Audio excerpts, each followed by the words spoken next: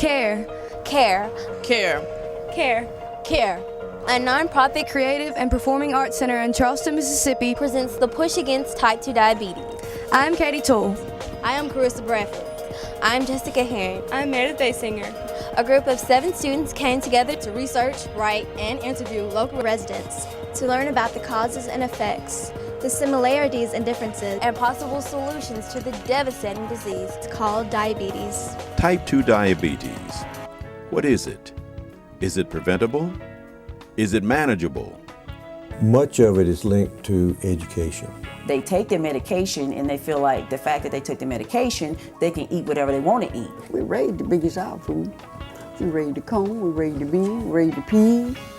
Diet is just changed through the years. We used to have a lot more pure foods than we do today. And now we have a lot of processed foods that are chemically treated. And there could be a mandatory education. So that you have to complete these courses and you have to show some proficiency in it and show that you understand what the right food choices are. And bake things instead of fry things, fresh things instead of, overcooked. Kill a chicken for Sunday, have a chicken dinner on a Sunday. I had plenty of it. I weighed like 279, I had hypertension, I had diabetes, all of that. Went on a diet, lost the first 50 pounds. I didn't have to take insulin. I didn't have to take blood pressure pills, anything like that. I'm a prime example. If you can be diagnosed early, it is much better for your body. Healthcare has been one of the biggest challenges confronting Americans for over 50 years. According to American Diabetes Association, more than 25 million Americans have diabetes. They gain too much weight, they eat too much food, they eat what they want to eat, and what happens even when they're diagnosed with type 2 diabetes, many patients do not take their medications. What do you think needs to be done in Tallahatchie County to help stop the spread of diabetes? the education and sickness seem to follow one another, closely parallel one another, because lack of information and lack of ability to assimilate that information seem to be the root causes of a lot of things. How do we crawl out of this dungeon of death that is rapidly sucking the life out of our future generations?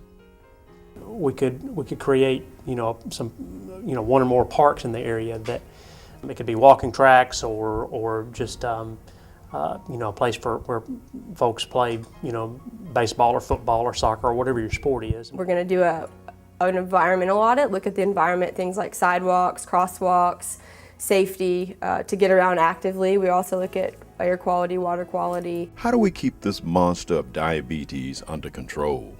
To establish good eating, healthy habits in an early age, trying to reduce fats. In your opinion, which one is worse, type 2 or type 1 diabetes? There are more people with type 2 diabetes that tend to die from complications of the type 2 or even have a great impact on their physical health from type 2, because by the time you get type 2 diabetes, you're older. You set in your life the way you're going to eat, what you're going to do. Type 2 it's kind of a gradual, it can be either non-insulin dependent or insulin.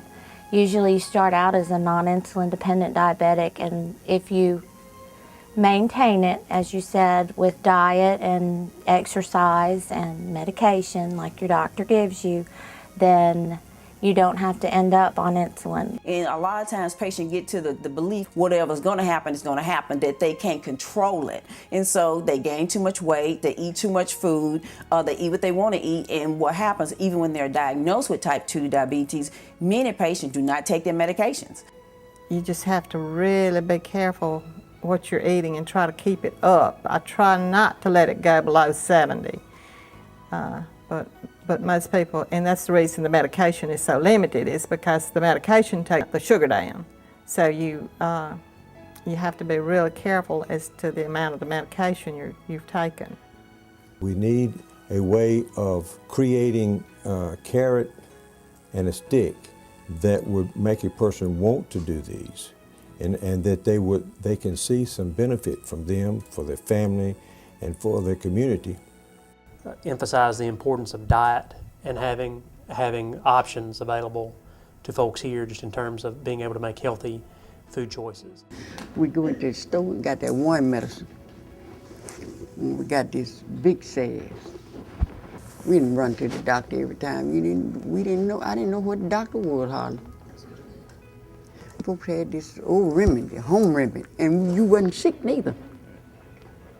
You young people, we need to start with you all, talking to you all, and when we see you going off wrong, eating too much or whatever, we need to tell you, baby, watch what you're eating, because you are what you eat. You ate whatever they put on that plate for you to eat. You ate it. Peas, cornbread, green, beans. You ate it. Because that's what they had. We didn't have all this modern stuff like you got now.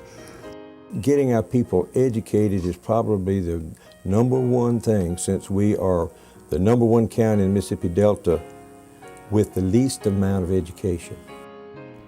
This short film is an amazing documentary by young people of Charleston, Mississippi.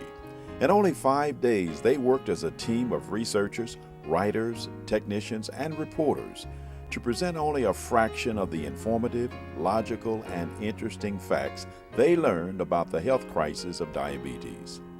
The good news is that they discovered there is hope for the victims of diabetes.